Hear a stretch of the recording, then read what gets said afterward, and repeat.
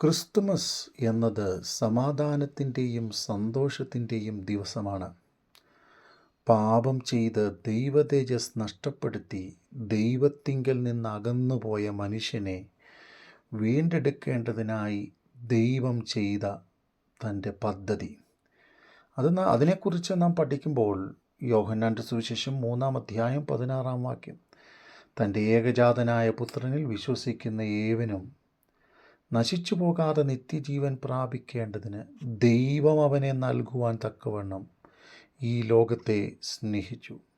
അതെ, നഷ്ടപ്പെട്ടു പോയ മനുഷ്യനെ വീണ്ടെടുക്കേണ്ടതിനായി ദൈവം തൻ്റെ പുത്രനെ ഈ ലോകത്തെ സ്നേഹിച്ചുകൊണ്ട് നമുക്ക് വേണ്ടി നൽകിത്തന്ന ത്യാഗപരമായ പ്രവൃത്തിയുടെ ഓർമ്മയാണ് ക്രിസ്മസ്.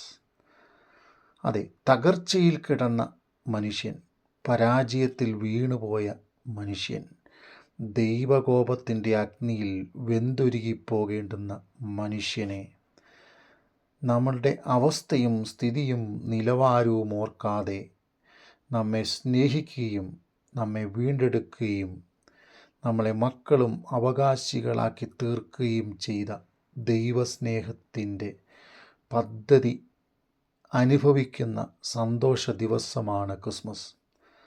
അതെ, ലൂക്കോസിൻ്റെ സുവിശേഷം 2-ാം അധ്യായം അതിൻ്റെ 11-ാം വാക്യം, കർത്താവായ ക്രിസ്തു എന്ന രക്ഷിതാവ് ഇന്ന് ദാവീദിൻ്റെ പട്ടണത്തിൽ ജനിച്ചിരിക്കുന്നു. അതെ, ക്രിസ്തു എന്ന രക്ഷിതാവ്, വീണ്ടെടുപ്പുകാരനെ ദൈവം ലോകത്തിൽ നമ്മെ ഓരോരുത്തരെയും സ്നേഹിച്ച് നമുക്ക് വേണ്ടി ദൈവം നൽകി തന്നിരിക്കുകയാണ്. 1 യോഹന്നാൻ 4:19, അവൻ ആദ്യം നമ്മെ സ്നേഹിച്ചതുകൊണ്ട് നാമും അവനെ സ്നേഹിച്ചു. ഇത് ഒരു പ്രോമിസ് ഓഫ് ലവ് ആണ്. എന്ന് പറഞ്ഞാൽ നമ്മെ ആദ്യം സ്നേഹിക്കുക. 2, അൺകണ്ടീഷണൽ ലവ് ആണ്. നാം എന്തെങ്കിലും ചെയ്തതുകൊണ്ട് നമ്മെ സ്നേഹിക്കുകയല്ല, അയോഗ്യരായിരുന്ന നമ്മെ മക്കളും അവകാശികളുമാക്കി തീർക്കുവാൻ താൻ വീണ്ടെടുത്ത ദൈവസ്നേഹത്തിൻ്റെ പദ്ധതി. ഇന്നലകളിലെ കുറവോർക്കാതെ, ഇന്നലകളിലെ പരാജയവും തോൽവിയും ഓർക്കാതെ നമ്മെ സ്നേഹിച്ച ദൈവസ്നേഹം, അതിൻ്റെ പൂർത്തീകരണമാണ് ക്രിസ്മസ്. തൻ്റെ ഏകജാതനായ പുത്രനെ ദൈവം നമുക്ക് വേണ്ടി നൽകിയ പൂർത്തീകരണം.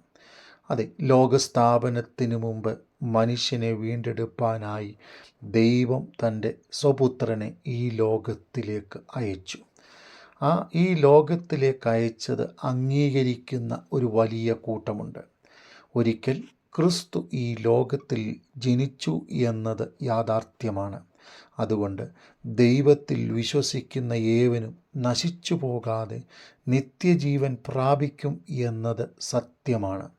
അതുകൊണ്ട് ഈ വചനത്തിൽ പറയപ്പെടുന്ന ദൈവിക സത്യങ്ങൾ നമ്മളുടെയും ജീവിതത്തിൽ പ്രാവർത്തികമാക്കി ദൈവിക സത്യങ്ങളെ മുറുകെ പിടിച്ച് ക്രിസ്തു എന്ന രക്ഷിതാവിനെ വിശ്വസിച്ചുകൊണ്ട് ഈ പാപപങ്കുലമായ ലോകത്തിൽ ദൈവമക്കളായി ജീവിപ്പാൻ, അതെ, ദൈവരാജ്യത്തിന് അവകാശികളായി തീരുവാൻ സർവശക്തനാകുന്ന ദൈവം നമ്മെ സഹായിക്കട്ടെ.